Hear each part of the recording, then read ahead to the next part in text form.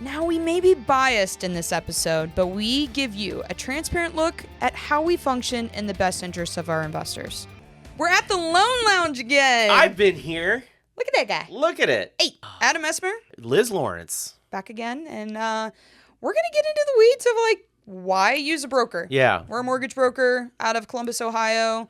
We lend nationally, but why us? Yeah. I mean, why don't I just go straight to a lender? Why don't I do that? Why don't I just, go... I could just call, 40 lenders. Yeah, that seems realistic. You have time. You don't work a W-2 and you don't have kids and all these other things. So we're joking with you. But that is what we do for a living is we, I, as an owner, spend a ton of time interviewing lenders consistently to see who is the most competitive lenders that are out there. We want to be best priced.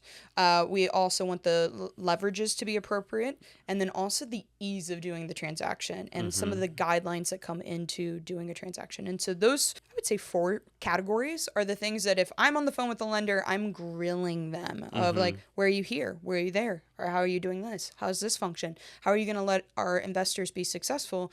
And if they don't really hit all of those marks, they don't make it to the short list. Doesn't mean I don't have their contact information on my computer if we have some squirrely deal that comes along. But they don't make it to the top of the list of the people we're calling immediately. But that list is 40 to 50 different lenders. And so that allows us to really understand, I would say, the market extremely well as things continue to change. I would say one of the negative comments that I hear about mortgage brokers is, I don't want a middleman. I want to cut out the middleman. I just want to go straight to the source. Do you, though? Do you? I mean, here's the thing. We get access to wholesale rates. Yep. If you're just a dude going to a lender, they're going to give you retail rates. Yep. So they're going to charge you basically the same thing that we're going to charge you.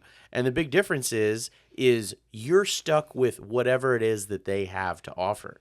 So if something goes sideways in your deal, you have to start that whole conversation over again with a different lender if you need to pivot away from that. Yeah, so we're not perfect. Does stuff happen? Every once in a blue moon, a deal goes sideways. And sometimes, to be honest, yes, could it be on our side? But more than likely, the deal itself just kind of got some hair on it that we didn't see until it was turned in a certain angle. Sure. And so with that hair, we have to pick up the deal. And guess what? It's not like you're starting over. We have all your docs. We have everything on file. And we just pick it up and take it to another lender. And we know what those guidelines and know that scenario doesn't apply here and we can keep hustling towards closing. So the fact that if you don't fit in that box for that direct lender, you're sitting back at the drawing board trying to find that list of lenders, call them back again, waiting for calls back, waiting for then the terms to come back, hoping that after that they're responsive enough to get back to you and continue the process. It's winded. And to kind of explain, we have account executives at every one of these lenders. Their job is to get business from us. That's it. That's all. That's the only role they have.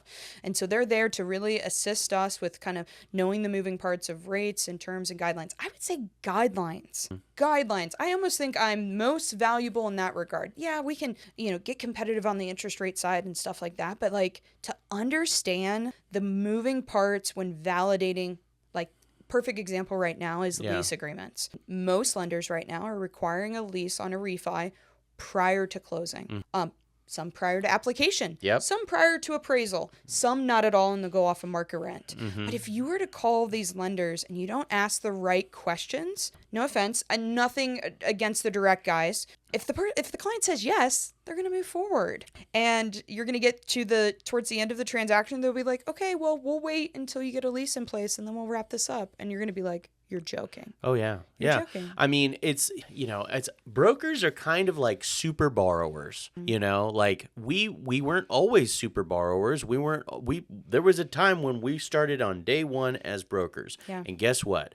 We suffered through all of the mistakes that are often made with borrowing and trying to understand guidelines and stuff. And so we've been through that. Yeah. And so we know what to ask. We know what pitfalls can arise from different situations. So that's why when when we're talking to you, be honest with us, because that's the other thing that a great service that we provide is we're an excellent filter between you and the lender. Because a lot of times something will go sideways because stop it. because the borrower is thinking that they're going to be helping the situation, and it ends up tanking the deal. I got a perfect example. Here's a quick story. So this was a long time ago. I had a borrower, and she tried to submit. So we asked for 2 months of bank statements. Yeah. She gave me 12 months of bank statements. Oh, I remember this. You remember one. this? Yeah. And and again, we were baby brokers at the time, and so And I think she scanned them in, so Man, they we were all didn't- like back to back to back. and they were back to back to back, and we didn't look through every single transaction at the time, which now I think we're a little bit more